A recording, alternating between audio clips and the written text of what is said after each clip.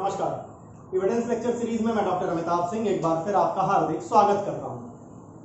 आज बात करेंगे section number 9 Indian evidence act की। जनरली इसे ऑब्जेक्टिव क्वेश्चन बैंक को अगर आप चेक करेंगे, ऑब्जेक्टिव क्वेश्चन पेपर को देखेंगे तो सेक्शन 9 को जाना जाता है आइडेंटिफिकेशन परेड के रूप में। ये पूछा जाता है कि वो कौन सा सेक्शन है इंडियन एविडेंस एक्ट का जो आइडेंटिफिकेशन परेड की बात करता है। वो सेक्शन 9 है। लेकिन ऐसा बिल्कुल नहीं है कि सेक्शन 9 सिर्फ और सिर्फ आइडेंटिफिकेशन परेड की बात करता है। तो देखते हैं आखिर कि सेक्शन 9 किन किन बातों को रिलेवेंसी प्रोवाइड करता है, और फिर देखेंगे कि आइडेंटिफिकेशन परेड के क्या क्या एलिमेंट्स होने चाहिए और कब मजिस्ट्रेट आइडेंटिफिकेशन परेड के दौरान किसी विटनेस के दिए गए स्टेटमेंट को कोरोबरेट कर सकते हैं और कब वो कोरोबरेट नहीं कर पाएंगे, और सुप्रीम कोर्ट ने क्या गाइडलाइन इशू की है आइडेंटिफिकेशन परेड्स को लेकर के। शुरू करते हैं section 9 Indian evidence act. Section 9 को जब आप देखते हैं तो सेक्शन 9 कहता है facts necessary to explain or introduce. Number 1 जो पहली बात आती है कि facts necessary to explain or introduce a fact in issue or relevant fact, और which support or rebut an inference suggested by a fact in issue or relevant fact, or which establish the identity of anything or any person whose identity is relevant, or fix the time or place at which any fact in issue or relevant fact happened, or which show the relation of parties by whom any such fact was transacted are relevant insofar as they are necessary for that purpose। तो अगर आप section 9 को देखिए तो section 9 में 4-5 चीजें आती हैं जिन्हें सेक्शन 9 रेलेवेंसी प्रोवाइड करता है। सबसे पहले जो सेक्शन 9 की बात आ रही है वो किन फैक्ट्स को कह रहा है कि वो फैक्ट्स रेलेवेंट होंगे। The facts which are necessary to explain or introduce. किस चीज को necessary to explain? Either the fact in issue or relevant fact को। तो पहली बात निकल के आती है एक्सप्लेन करने वाले जो फैक्ट हैं, एक्सप्लेन करने वाले फैक्ट हैं या इंट्रोड्यूस करने वाले जो फैक्ट हैं। Introduce the fact in issue, किस चीज को? Fact in issue or relevant fact को। जो फैक्ट इन इशू को इंट्रोड्यूस करें या एक्सप्लेन करें, जो रिलेवेंट फैक्ट को इंट्रोड्यूस करें या एक्सप्लेन करें, उन्हें सेक्शन 9 में रिलेवेंसी प्रोवाइड की गई है। सेकंड जो इसमें आता है, सेकंड जो फैक्ट यहां पर इंपॉर्टेंट हो जाएंगे, रिलेवेंट हो जाएंगे। अगर फैक्ट इन इशू या रिलेवेंट फैक्ट से कोई इन्फरेंस निकल के आ रहा है, कोई निष्कर्ष निकल के आ रहा है, तो वो सारे फैक्ट जो उस निकलने वाले निष्कर्ष को या तो सपोर्ट करें या उसको कॉन्ट्राडिक्ट करें, या तो उसको सपोर्ट में जाएं या उसको रिबट करने में जाएं, वो सारे फैक्ट रिलेवेंट हो जाएंगे सेक्शन 9 में। दूसरे क्या है? फैक्ट्स विच आइदर सपोर्ट और रिबट द इंफरेंस।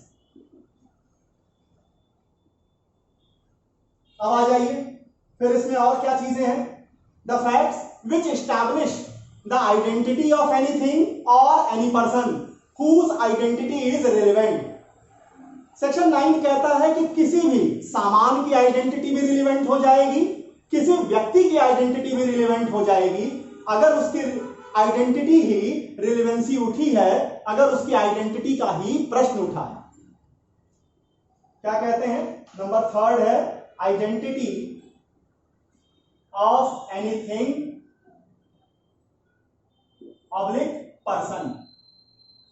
यहीं पर आएगा आइडेंटिफिकेशन परेड की बात। नंबर 4 जो सेक्शन 9 में रिलेवेंट है, facts which fix the time and place. जो समय को फिक्स करें, स्थान को फिक्स करें, eight which any fact in issue or relevant fact happened. कोई भी फैक्ट इन इशू या रिलेवेंट फैक्ट किस समय पे घटित हुआ है, किस स्थान पे घटित हुआ है, टाइम एंड प्लेस की जो बात आएगी वो भी सेक्शन 9 में रिलेवेंट आएगी। Time and place. Number fifth आएगी रिलेशंस बिटवीन द पार्टीज।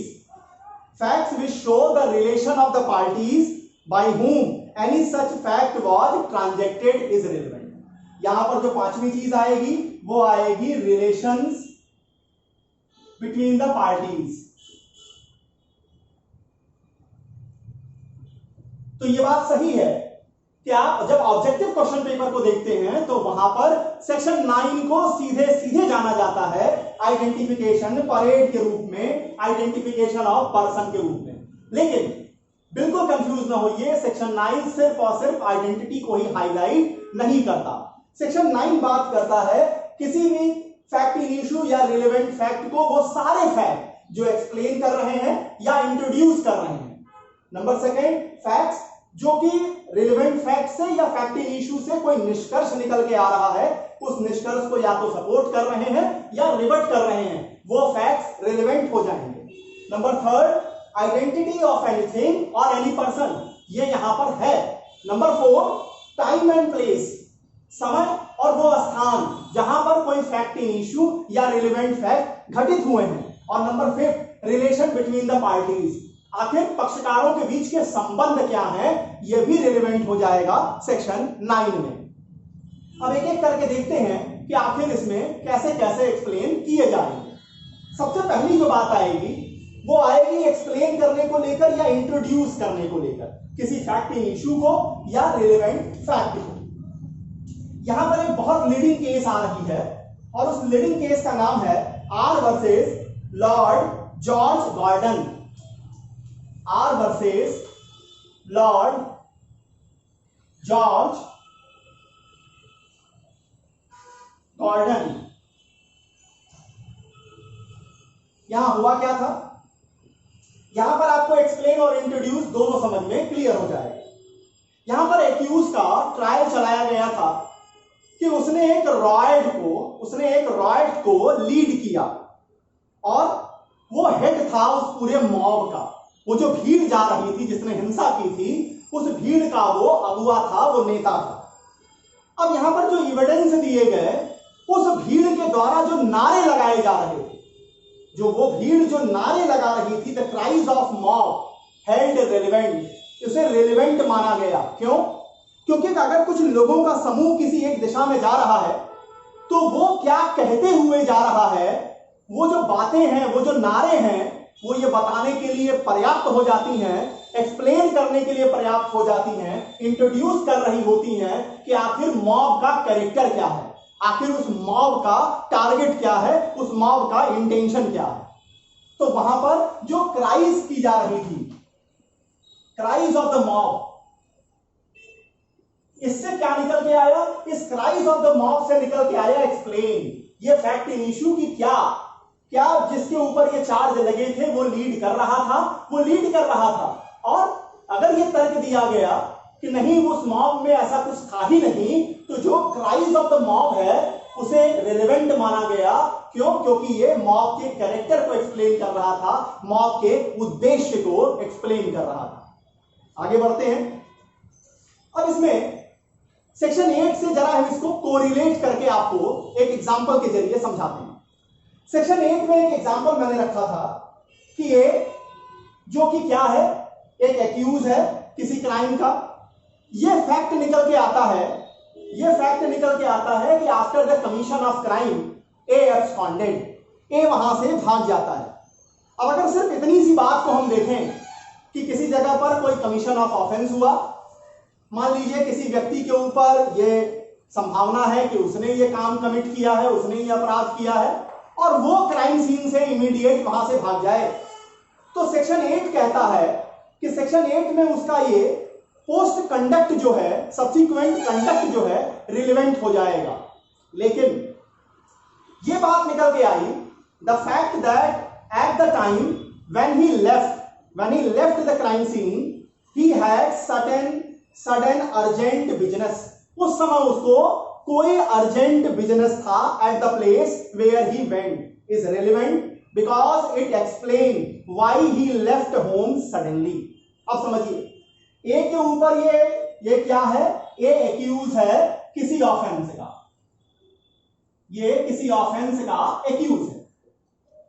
अब जहां पर ऑफेंस किया गया वहां से ए भाग खड़ा हुआ, सेक्शन 8 में उसका ये भागना रेलेवेंट हो जाएगा सब्सिक्वेंट कंडक्ट के रूप में। लेकिन जब ए से बातचीत की गई, ए से पूछताछ की गई, तो ये पता चला कि जिस समय वो वहां से हटा, उस क्राइम सीन से वो हटा, वो एक हॉस्पिटल गया जहां उसकी मदर का एक जो है वो एक मेजर ऑपरेशन हो रहा था। अब ये जो सडन काम निकल के आया, ये जो उसकी मदर के ऑपरेशन वाला फैक्ट निकल के आया, ये फैक्ट क्या कर रहा है, ये फैक्ट इस जो रिलेवेंट फैक्ट और फैक्ट इन इशू है कि क्या ए ने ऑफेंस कमिट किया या नहीं किया है, इसको एक्सप्लेन कर रहा है, उसके जाने को एक्सप्लेन कर रहा है कि आखिर वो व्यक्ति वहां से क्यों गया था। जाना उसका सेक्शन 8 में रिलेवेंट हो जाएगा, लेकिन उसके जाने के पीछे का जो कारण है, हमें उसके कारण की औचित्य को नहीं देखना है, हमें यह नहीं देखना है कि कारण लेजिटिमेट था या नहीं था। हमारा मतलब सिर्फ इतने से है कि क्या वो कारण इतना जरूरी था उस समय कि उसको वहां से जाना पड़ा। अगर ये कारण इतना जरूरी था तो उसे हम सेक्शन 9 में रिलेवेंसी प्रोवाइड करेंगे। नेक्स्ट, अब आते हैं जरा रिलेशंस को समझिए, रिलेशन बिटवीन द पार्टीज को। ए ने बी के ऊपर एक मुकदमा फाइल किया, ए ने बी के ऊपर मुकदमा फाइल किया कि बी ने उसकी मानहानि की है, उसके खिलाफ कुछ ऐसा पब्लिकेशन कराया है जिसे हम लाइबल कहते हैं। अब बी ने यह कहा कि जो भी एलिगेशन मैंने लगाए हैं वो सब के सब सच हैं। बी ने कहा कि जितने भी एलिगेशन मैंने लगाए हैं वो सब के सब सच हैं। अब यहां पर the position and relation of the parties, दो पक्षकारों के बीच में मानहानि वाले मुकदमे में हमेशा ध्यान रखिएगा उनके बीच के संबंध बहुत रिलेवेंट हो जाएंगे। उनके संबंध कैसे हैं, ऐसा तो नहीं कि बहुत क्लोज फ्रेंडशिप है और वहां पर अगर कुछ कहा जाता है तो उसे मानहानि की श्रेणी में न शामिल किया जाए। The position and the parties, the position and relation of the parties eight the time when liable was published may be relevant. अब यहां एक नया फैक्ट निकल के आता है। नया फैक्ट ये निकल के आता है कि कुछ ही दिन पहले जब ये लाइबल पब्लिश किया गया, इससे 3-4 दिन पहले ही ए और बी में जबरदस्त झगड़ा हुआ था। अब ये जो फैक्ट है कि ए और बी में जबरदस्त झगड़ा हुआ था, ये फैक्ट क्या कर रहा है, ये फैक्ट एक इशारा कर रहा है, एक एक्सप्लेनेशन देने की कोशिश कर रहा है कि जो लाइबल किया गया है वो क्या है, उसमें मैलिस है। वो मैलिस की ओर इशारा कर रहा है कि उस झगड़े से जो गुस्सा आया उसके कारण ही हो सकता है कि बी ने क्या पब्लिश किया है, बी ने ये लाइबल ए के खिलाफ पब्लिश किया। अब आते हैं evidence of time and place को लेकर के, वो टाइम और प्लेस को लेकर के जहां पर की वो घटना घटित हो रही। Facts which fix the time and place at which the fact in issue or relevant fact happen are clearly relevant. वो भी क्या होंगे, अगर फैक्ट इन इशू या रिलेवेंट फैक्ट किस समय पे घटित हो रहा है, किस स्थान पे घटित हो रहा है, उसको स्पष्ट करने वाले जितने भी फैक्ट होंगे वो रिलेवेंट होंगे। अब यहां समझिए, अगर ए के ऊपर आपने ये चार्ज लगाया है कि उसने बी का मर्डर किया है, ए के ऊपर ये चार्ज लगा कि उसने बी का मर्डर किया है, तो अब यहां सरकारी वकील को यह साबित करना होगा कि बी उस समय पर उस स्थान पर था या इतने नियर बाई में था कि वो ये अपराध कमिट कर सकता था। अगर मान लीजिए फॉर एग्जांपल, अगर आप कह रहे हैं कि ए ने बी का मर्डर दिल्ली के कनॉट प्लेस में किया, लेकिन उसी टाइम प्लेस पर उसी टाइम पर वो कहीं और उपस्थित है, तो वो किसी और सेक्शन में, सेक्शन 11 में जाकर के रिलेवेंट हो जाएगा, वो एलईबी में रिलेवेंट हो जाएगा। यहां सरकारी वकील को यह दिखाना होगा कि हां ए के ऊपर जो ये चार्ज लगा के उसने बी का मर्डर किया है कनॉट प्लेस में, उस समय वो उस स्थान पर उसके पाया गया था या उसके पाए जाने की नियर बाई पूरी संभावना थी कि वो वहां पर था। तो ये चीज यहां सेक्शन 9 में रिलेवेंट होगी। अब आते हैं आइडेंटिफिकेशन को लेकर। सेक्शन 9 ऑब्जेक्टिव में इसी नाम से जाना भी जाता है। तो कहता है आइडेंटिफिकेशन कौन सी चीज यहां रिलेवेंट है? किसी सामान की आइडेंटिटी भी रिलेवेंट है और किसी व्यक्ति की आइडेंटिटी भी रिलेवेंट है। किसी व्यक्ति की आइडेंटिटी कब रिलेवेंट हो जाएगी? जब आप ये चार्ज लगा रहे हैं कि उस व्यक्ति ने, अमुक व्यक्ति ने ये अपराध कमिट किया है। तो किस व्यक्ति ने ये अपराध कमिट किया है उसकी आइडेंटिटी क्वेश्चन में आएगी, वो रिलेवेंट हो जाएगी। One of the methods used for establishing the identity of a person as the doer of a particular act is by means of identification parade। अब किसी व्यक्ति ने अपराध किया है या नहीं किया है, अमुक व्यक्ति नहीं किया है, इसके लिए जनरली क्या किया जाता है? आइडेंटिफिकेशन परेड कराई जाती है। पर्पस क्या होता है आइडेंटिफिकेशन परेड का? इसे टेस्ट आइडेंटिफिकेशन परेड भी कहते हैं। आखिर इसका क्या पर्पस है? टेस्ट आइडेंटिफिकेशन परेड का जो पर्पस होता है, जो विटनेसेस क्राइम सीन से निकल के आते हैं कि मैंने अपराध को होते हुए देखा है, मैंने व्यक्ति को मर्डर करते हुए देखा है, मैंने चोर को देखा है, उनकी ट्रस्ट वर्दीनेस को चेक करने का एक मौका मिलता है। उनकी ट्रस्ट वर्दीनेस चेक हो जाती है टेस्ट आइडेंटिफिकेशन परेड में। कैसे करते हैं? देखिए, क्या टेस्ट आइडेंटिफिकेशन परेड की होल्डिंग एक ऑब्लिगेटरी है? क्या यह जरूरी है हर मामले में टेस्ट आइडेंटिफिकेशन परेड कराना? तो holding of test identification parade is not obligatory, यह बाध्यकारी नहीं है। And the accused has no right to insist upon it, और एक्यूज के पास ऐसा कोई राइट नहीं है कि वो इसके लिए इंसिस्ट करें कि टेस्ट आइडेंटिफिकेशन परेड कराई ही जाए। यहां पर एक केस आती है, केस का नाम है Munna Kumar Upadhyay versus state of Andhra Pradesh. Munna Kumar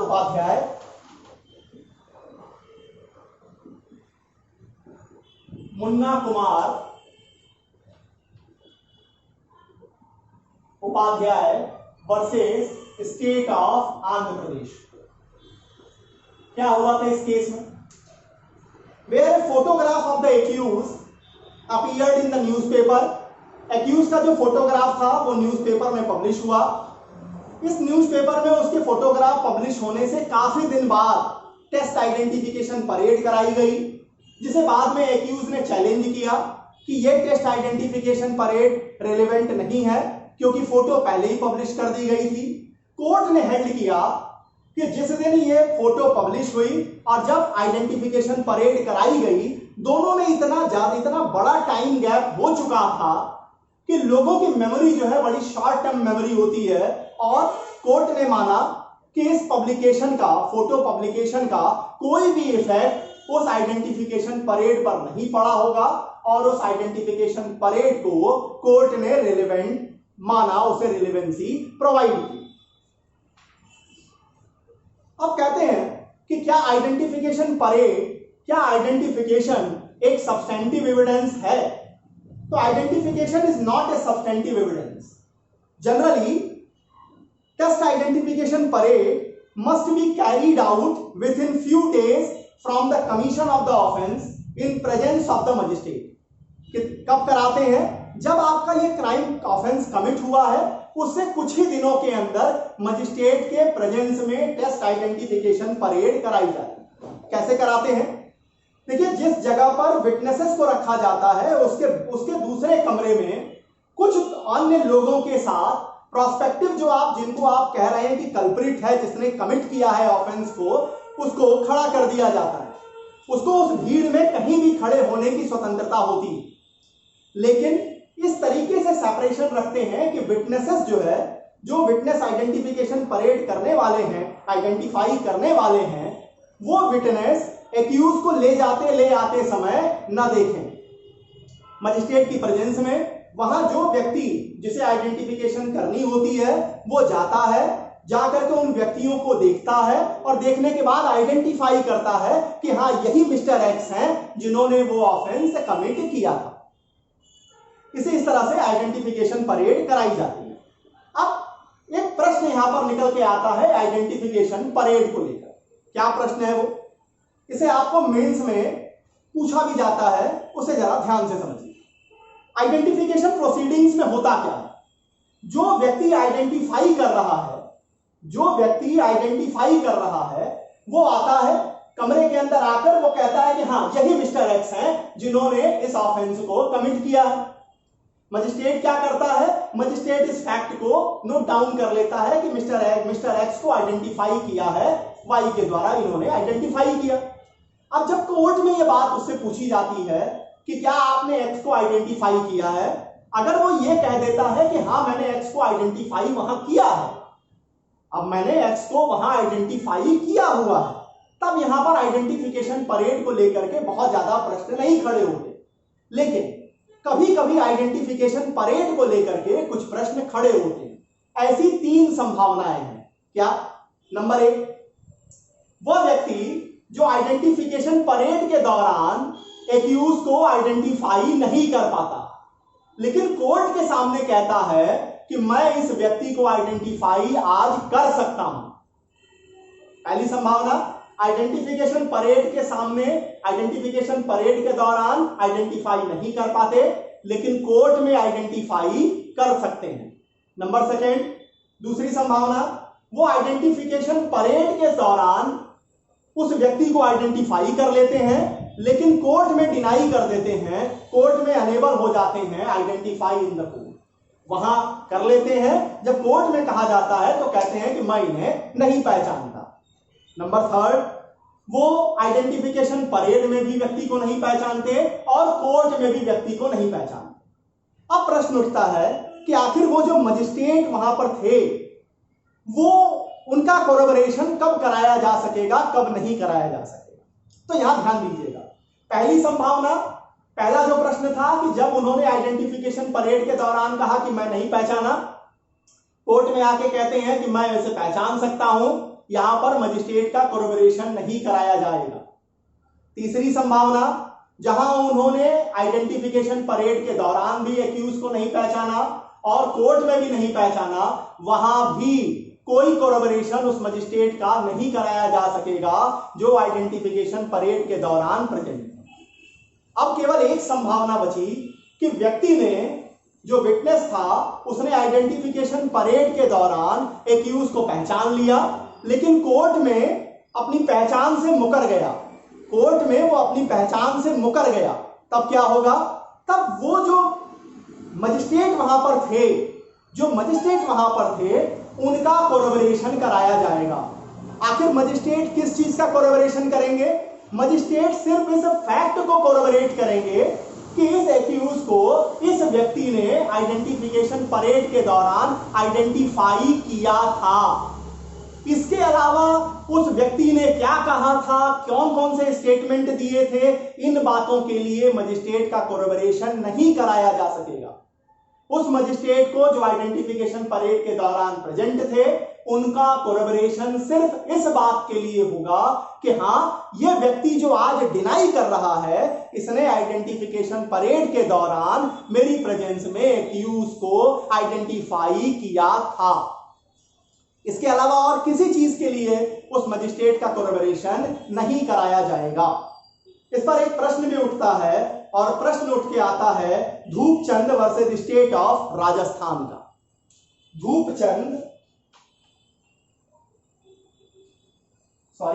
Deepchand versus state of Rajasthan का। Deepchand versus state of Rajasthan के केस में accused was convicted for the offence of abduction. Abduction के लिए इनका ये लगा, यहां जो आइटम्स एविडेंस में पेश किए गए वो evidence of the magistrate who propose A memorandum regarding his own observation of a room in which the victim was confined and also the statement made to him as a prosecution witness. The magistrate proved the memorandum in the court when he gave evidence. On the question of admissibility, Supreme Court held that if magistrate speaks of the fact which establish the identity of a thing or the person, that would be relevant under section 9. But if the magistrate speaks to prove the statement of the person not not recorded under section 164 CRPC, such part may not be relevant under section 9. अब दीपचंद वाले case को समझिए। दीपचंद वाले case में supreme court ने यह कहा कि अगर मजिस्ट्रेट ये आइडेंटिफिकेशन वाले फैक्ट को प्रूव कर रहे हैं कोर्ट में तो वो सेक्शन 9 में रिलेवेंट है, लेकिन अगर वो कोई और बयान, कोई और स्टेटमेंट जिसे उन्होंने सेक्शन 164 के अंदर सीआरपीसी के अंदर रिकॉर्ड नहीं किया है उसके बारे में अगर बात कर रहे हैं, तब वहां मजिस्ट्रेट का होने दिया जाने वाला कोई भी बयान वो सेक्शन 9 में रिलेवेंट नहीं होगा। तो रिलेवेंसी कब उठी सकती है? रिलेवेंसी का प्रश्न आइडेंटिफिकेशन परेड के दौरान मजिस्ट्रेट के कोरबरेशन की इंपॉर्टेंस तब होगी जब व्यक्ति ने, जो विक्टिम है या जो भी विटनेस है, उसने एक्यूज को आइडेंटिफिकेशन परेड में पहचान लिया, लेकिन बाद में कोर्ट में अपनी बात से मुकर गया है। वो कह रहा है कि नहीं, मैं इस व्यक्ति को नहीं पहचानता। ऐसे सर्कमस्टांस में उस आइडेंटिफिकेशन परेड में प्रेजेंट रहने वाले मजिस्ट्रेट का जो बयान होगा कोरबरेट कराया जाएगा। किस बात को लेकर के? आइडेंटिटी को लेकर के, आइडेंटिटी ऑफ पर्सन को लेकर। इतनी बातें रही सेक्शन 9 इंडियन एविडेंस एक्ट को लेकर। एविडेंस लेक्चर सीरीज के अगले लेक्चर में सेक्शन 10 को लेकर आपके सामने उपस्थित होऊंगा, जो डिस्कस करेगा एजेंसी के कॉन्सेप्ट। सेक्शन 10 को जो ऑब्जेक्टिव में पूछा जाता है वो यही पूछा जाता है कि वो कौन सा सेक्शन है जो एजेंसी के कॉन्सेप्ट को डील करता है, तो वो सेक्शन 10 इंडियन एविडेंस है। अगले लेक्चर में फिर आपके सामने अपनी बात रखूं, तब तक के लिए बहुत बहुत धन्यवाद। नमस्कार।